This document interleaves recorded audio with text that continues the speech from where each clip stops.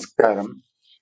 Understanding modern medicine എന്ന എൻ്റെ YouTube പരമ്പരയിലെ പാർട്ട് 24ലേക്ക് എല്ലാവർക്കും സ്വാഗതം.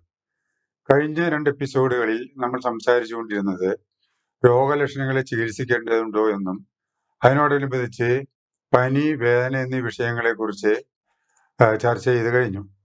ഇനി മറ്റൊരു പ്രധാന രോഗലക്ഷണമായ ചുമയുടെ കാര്യം പരിശോധിക്കാം. പനിയും വേദനയും എന്ന പോലെ നിരവധി ആളുകൾ മെഡിക്കൽ സഹായം തേടുകയോ സ്വയം ചികിത്സ ചെയ്യുകയോ ചെയ്യുന്ന ഒരു പ്രശ്നമാണിത്. മുൻപറഞ്ഞ രോഗലക്ഷണങ്ങളെ പോലെ തന്നെ നമ്മുടെ ശരീരത്തിൽ അതിപ്രധാനമായ ഒരു ഡിഫൻസ് മെക്കാനിസം ആണ് ചുമയെന്ന് നിങ്ങൾ ചിന്തിച്ചിട്ടുണ്ടോ? പുറമേ നിന്നുള്ള ഫോറിൻ ബോഡീസ്, ഇറിറ്റൻസ് മുതലായ ഹാനികരമായ വസ്തുക്കളിൽ നിന്നും നമ്മുടെ ശ്വസനേന്ദ്രിയങ്ങളെ സംരക്ഷിക്കുവാനുള്ള ഒരു മികച്ച സംവിധാനമാണ് ചുമയും തുമ്മലും. കാഴ്ചയിൽ ഇത് വളരെ സിമ്പിളായി തോന്നാമെങ്കിലും വളരെ കോംപ്ലിക്കേറ്റഡ് ആയ ഒരു ന്യൂറോളജിക്കൽ അറേഞ്ച്മെന്റ് ആണ് ചുമയുടെ മെക്കാനിസത്തിന് പിന്നിലുള്ളത്. നമ്മുടെ ശ്വസനനാളങ്ങളിലുള്ള കോഫ് റിസപ്റ്റേഴ്സ് അഥവാ ഇറിറ്റൻ റിസപ്റ്റേഴ്സ്, തലച്ചോറിലെ മെഡുല്ലയിലുള്ള കോഫ് സെന്റർ, ഇവ തമ്മിൽ കണക്ട് ചെയ്തുകൊണ്ടുള്ള വയറിംഗ് സിസ്റ്റമായ നെർവുകൾ, അനുബന്ധ മസിലുകൾ എന്നിവ ഉൾപ്പെടുന്ന സങ്കീർണമായ ഒരു മെക്കാനിസമാണ് ചുമയെ നിയന്ത്രിക്കുന്നത്. നമ്മുടെ ശ്വാസനാളങ്ങളിൽ ഏതെങ്കിലും തരത്തിലുള്ള വൈറസുകൾ, ബാക്ടീരിയ, മറ്റു ഫോറിൻ ബോഡികളോ പ്രവേശിച്ചാൽ ശ്വസനനാളങ്ങളിലുള്ള കോഫ് റിസപ്റ്റേഴ്സ് ഉത്തേജിപ്പിക്കപ്പെടുകയും ഇതുവഴി ഇത്തരം ഉപദ്രവകാരികളായ വസ്തുക്കളെ പുറന്തള്ളുവാൻ സാധിക്കുകയും ചെയ്യുന്നു. ഇതിനോടൊപ്പം ശ്വസനനാളങ്ങളിലുള്ള മ്യൂക്കസ് ഗ്രന്ഥികൾ ഉത്തേജിപ്പിക്കപ്പെടുകയും ധാരാളം സ്രവങ്ങളും മ്യൂക്കസും ഉൽപ്പാദിപ്പിക്കുകയും ചുമയോടൊപ്പം ഈ ഫോറിൻ ബോഡീസിനെ പുറന്തള്ളാൻ സഹായിക്കുകയും ചെയ്യുന്നു. ഇങ്ങനെയുള്ള ചുമയെ ചികിത്സിച്ച് അമർച്ച ചെയ്യേണ്ടതുണ്ടോ എന്ന് ചോദിച്ചാൽ രണ്ടാമതൊന്ന് ആലോചിക്കേണ്ടി വരും. ചുമ എന്നൊരു പ്രതിഭാസം ഇല്ലായിരുന്നെങ്കിൽ എന്ന് ഒരു നിമിഷം നിങ്ങളൊന്ന് ചിന്തിച്ചു നോക്കൂ. പൊതുവെ അത്ര ഗുരുതരമല്ലാത്ത ബ്രോങ്കൈറ്റിസ് എന്ന് പറയുന്ന ഒരു സീസണൽ അസുഖം വന്നാൽ മതി ആ രോഗിക്ക് സ്വന്തം കഫത്തിൽ മുങ്ങിച്ചാവുന്നതിന് സമാനമായ ഒരു അന്ത്യമുണ്ടാകാൻ. നിങ്ങൾക്ക് ചിന്തിക്കുവാൻ കഴിയുമോ? ചുമയെന്നുള്ള ഒരു കാര്യം മാത്രം ഉണ്ടായിരുന്നില്ലെങ്കിൽ മനുഷ്യവംശം എത്ര പണ്ടേ വംശനാശം ഉണ്ടാകുമായിരുന്നു. അതുകൊണ്ട് ചുമയെ പഠിക്കേണ്ട അവസ്ഥകൾ ഉണ്ടാകുമ്പോൾ ഇക്കാര്യം ഒന്ന് ഓർക്കുന്നതായിരിക്കും നല്ലത്. ചുമ 2 തരമുണ്ടെന്ന് നിങ്ങൾക്ക് എല്ലാവർക്കും അറിയാമായിരിക്കും.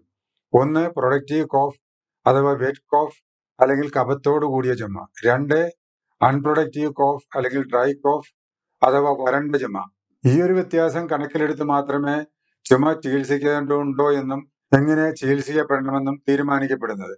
സാധാരണഗതിയിൽ ഡ്രൈ കോഫ് അല്ലെങ്കിൽ വരണ്ട ചുമ പ്രത്യേകിച്ച് പ്രയോജനമൊന്നും ചെയ്യാത്തത് കൊണ്ടും വളരെ പ്രയാസമുണ്ടാക്കുന്നത് കൊണ്ടും അത് അമർച്ച ചെയ്യേണ്ടത് ആവശ്യമായി വരും. മറിച്ച് വെറ്റ് കോഫ് അല്ലെങ്കിൽ കഫത്തോട് കൂടിയ ചുമ സാധാരണഗതിയിൽ അമർച്ച ചെയ്യേണ്ടതില്ല. അങ്ങനെ ചെയ്യുന്നത് കൊണ്ട് ഗുണത്തേക്കാൾ വളരെ ദോഷമായിരിക്കും സംഭവിക്കുക. ചുമയുടെ ഈ സ്വഭാവം അനുസരിച്ച് ചുമക്ക് ഉപയോഗിക്കുന്ന മരുന്നുകളെ 2 ഇനങ്ങളായി തിരിക്കാം. അവ കോഫ് എക്സ്പെക്ടറൻസ്, കോഫ് സപ്രസൻസ് എന്നിവയാണ്. കോഫ് എക്സ്പെക്ടറൻസ് കഫത്തിന്റെ കട്ടി കുറച്ച് നേർമയാക്കി പുറത്തേക്ക് തള്ളുവാൻ സഹായിക്കുന്നു. കോഫ് സപ്രസൻസ് ആകട്ടെ വരണ്ട ചുമ അമർച്ച ചെയ്യുവാൻ സഹായിക്കുന്നു. കോഫ് എക്സ്പെക്ടറൻസ് എന്ന പേരിൽ മാർക്കറ്റിൽ നിരവധി കോഫ് ഫോർമുലേഷൻ ലഭ്യമാണെങ്കിലും സ്റ്റീം ഇൻഹലേഷനാൽ ബെറ്ററായി ഒന്നും തന്നെയല്ല ഇവയൊന്നും. തികച്ചും അനാവശ്യമായി ദുരുപയോഗപ്പെടുത്തുന്ന മരുന്നുകളുടെ കൂട്ടത്തിൽ ഒരു പ്രധാന ഇനമാണ് ഇത്തരം കോഫ് സിറപ്പുകൾ. മോഡേൺ മെഡിസിന്റെ ലേബലുള്ള കോഫ് സിറപ്പുകളായാലും ടിവികളിൽ നിരന്തരമായി പരസ്യപ്പെടുത്തിക്കൊണ്ടിരിക്കുന്ന ഹെർബൽ കോഫ് സിറപ്പുകളായാലും ശരി, ഒരു പ്ലാസിബോയേക്കാൾ മെച്ചപ്പെട്ട പ്രയോജനങ്ങൾ ഇവയിൽ നിന്നും പ്രതീക്ഷിക്കാനില്ല.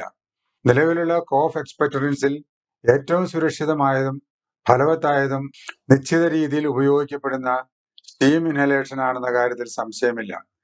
കോഫ് സിറപ്പുകൾക്ക് എന്തെങ്കിലും പ്രസക്തി ഉണ്ടെങ്കിൽ തന്നെ അത് ഡ്രൈ കോഫ് അല്ലെങ്കിൽ വരണ്ട ചുമയുടെ കാര്യത്തിലാണ്. അതിന് തന്നെ പ്രത്യേകം ഫോർമുലേറ്റ് ചെയ്യപ്പെട്ടിട്ടുള്ള കൊഡീൻ, ഫോൾക്കോഡീൻ, ഡെക്സ്ട്രോമെത്തോർഫാൻ എന്നിവ അടങ്ങിയിട്ടുള്ള പ്രിസ്ക്രിപ്ഷൻ മരുന്നുകൾ മാത്രമാണ് ഫലപ്രദമായിട്ടുള്ളത്. പല രാജ്യങ്ങളിലും ഇത്തരം കോഫ് സിറപ്പുകൾ വളരെ നിയന്ത്രിതമായും പ്രിസ്ക്രിപ്ഷൻ മുഖേനയും മാത്രമേ ലഭിക്കുകയുള്ളൂ. UAE പോലുള്ള സ്ഥലങ്ങളിൽ ഇത്തരം കോഫ് സിറപ്പുകൾ നിരോധിതമാണെന്നാണ് ഞാൻ മനസ്സിലാക്കിയിട്ടുള്ളത്. വിഷയത്തോടനുബന്ധിച്ച് നിങ്ങൾ അറിഞ്ഞിരിക്കേണ്ടത് കോഫ് സിറപ്പുകളുടെ പേരിൽ പൊതുജനങ്ങൾ ഒരുപാട് വഞ്ചിതരാകുന്നുണ്ടെന്നുള്ളതും പരസ്യപ്പെടുത്തുന്ന കോഫ് സിറപ്പുകൾ ഉപയോഗിക്കുന്ന വഴി സാമ്പത്തിക നഷ്ടം സംഭവിക്കുന്നതല്ലാതെ അതിൽ നിന്നും പ്ലാസിബോ ഇഫക്റ്റിനേക്കാൾ കൂടുതലായി ഒന്നും പ്രതീക്ഷിക്കാനില്ല എന്ന സത്യവുമാണ്. കോഫ് സിറപ്പ് ഉപയോഗിക്കുകയാണെങ്കിൽ ഈ വിഷയങ്ങളെക്കുറിച്ച് പഠിപ്പും അറിവുമുള്ള ഡോക്ടർമാർ നിർദ്ദേശിക്കുന്ന മരുന്നുകൾ കഴിക്കുന്നതായിരിക്കും നല്ലത്. കഫത്തോടു കൂടിയുള്ള ചുമയുള്ളപ്പോൾ സ്റ്റീമാണ് ഏറ്റവും ഉത്തമമായ മരുന്നെന്ന് മനസ്സിലാക്കുക. പരസ്യങ്ങളിൽ കാണുന്ന ചുമമരുന്ന് കൊണ്ടുള്ള ഏക പ്രയോജനം അതിന്റെ നിർമ്മാതാക്കൾക്ക് മാത്രമാണെന്നും അത് ഉപയോഗിക്കുന്നവർക്ക് സാമ്പത്തിക നഷ്ടമാണ് ഉള്ളതെന്നും ഇനിയെങ്കിലും എല്ലാവരും തിരിച്ചറിയുക. അതുപോലെ തന്നെ ചുമയോടനുബന്ധിച്ചുള്ള ചില റെഡ് ഫ്ലാഗ് അല്ലെങ്കിൽ അപകട സൂചനകൾ നിങ്ങൾ തിരിച്ചറിയേണ്ടതുണ്ട്. ചുമ 2 ആഴ്ചയിൽ കൂടുതൽ നിൽക്കുകയാണെങ്കിൽ മെഡിക്കൽ കൺസൾട്ടേഷൻ നടത്തേണ്ടതാണ്. അതുപോലെ കഫത്തോടു കൂടിയ ചുമയുള്ളപ്പോൾ മഞ്ഞയോ പച്ചനിറമോ തുരുമ്പിന്റെ നിറമോ അല്ലെങ്കിൽ രക്തക്കലർപ്പോ ഉണ്ടായാൽ മെഡിക്കൽ ഹെൽപ്പ് തേടേണ്ടതാണ്. അല്പം ചില കാര്യങ്ങൾ കൂടി പറഞ്ഞ് ഈ വീഡിയോ നമുക്ക് അവസാനിപ്പിക്കാം. മറ്റു രോഗലക്ഷണങ്ങളുടെ കാര്യങ്ങളിൽ പറഞ്ഞതുപോലെ തന്നെ സാധാരണഗതിയിൽ ഇവയും നമ്മുടെ പ്രൊട്ടക്ഷൻ അല്ലെങ്കിൽ സംരക്ഷണത്തിന് വേണ്ടിയുള്ള ശരീരത്തിന്റെ സംവിധാനങ്ങളാണ്. നമ്മുടെ ശരീരത്തിന് ഹാനികരമായ എന്തെങ്കിലും വസ്തുക്കൾ, അവ സൂക്ഷ്മാണുക്കളാകാം, മറ്റു വിഷാംശങ്ങളാകാം, ഇവ ആമാശയത്തിലോ കുടലിലോ എത്തിയാൽ ശരീരത്തിൽ നിന്നും പുറന്തള്ളുവാനുള്ള സംവിധാനങ്ങളാണ് ഛർദിയും വയറിളക്കവും മറ്റും. ഒരു പരിധിക്കുള്ളിൽ നിൽക്കുന്നിടത്തോളം കാലം ഇവയ്ക്കൊന്നും പ്രത്യേക ചികിത്സകൾ ആവശ്യമില്ല. 1-2 ദിവസത്തേക്ക് വളരെ ലഘുവായ ദ്രാവക രൂപത്തിലുള്ള ഭക്ഷണങ്ങൾ മാത്രം കഴിക്കുകയും ശരീരത്തിന് ഡീഹൈഡ്രേഷൻ അല്ലെങ്കിൽ നിർജ്ജലീകരണം സംഭവിക്കാതെ നോക്കുകയും ചെയ്താൽ ഇത്തരം പ്രശ്നങ്ങൾ സെൽഫ് ലിമിറ്റിംഗ് ആയ കാര്യങ്ങളാണ്. കൂടുതൽ ഗൗരവവും നീണ്ടു നിൽക്കുന്നതുമായ ഛർദി ഉണ്ടായാൽ മെനിഞ്ചൈറ്റിസ് പോലുള്ള രോഗങ്ങൾ റൂൾ ഔട്ട് ചെയ്യുന്നതിനായി മെഡിക്കൽ സഹായം വൈകാതെ തേടേണ്ടതാണ്. അതുപോലെ തന്നെ വയറിളക്കം ഗൗരവമായ രൂപത്തിലാണെങ്കിലും അതിനോടൊപ്പം കഫം, രക്തം എന്നിവയുടെ സാന്നിധ്യം കണ്ടാലും മെഡിക്കൽ ഹെൽപ്പ് വൈകാതെ തേടേണ്ടതാണ്. രോഗങ്ങളുടെ സിംറ്റംസിനെ ചികിത്സിക്കേണ്ടതുണ്ടോ എന്ന വിഷയം ഇവിടെ വെച്ച് നമുക്ക് അവസാനിപ്പിക്കാം. അടുത്ത എപ്പിസോഡിൽ നമ്മൾ പുതിയ ഒരു അധ്യായം തുടങ്ങിയാണ്. അതിൽ തിരഞ്ഞെടുക്കപ്പെട്ട നമുക്ക് നിത്യജീവിതത്തിൽ അഭിമുഖീകരിക്കേണ്ടി വരുന്ന ചില രോഗങ്ങളോട് ബന്ധപ്പെട്ട മിഥ്യാധാരണകളും അന്ധവിശ്വാസങ്ങളുമായിരിക്കും സംസാര വിഷയം. പുതിയ വിഷയങ്ങളുമായി അടുത്ത എപ്പിസോഡിൽ വെള്ളിയാഴ്ച വീണ്ടും കാണും വരെ നന്ദി, നമസ്കാരം.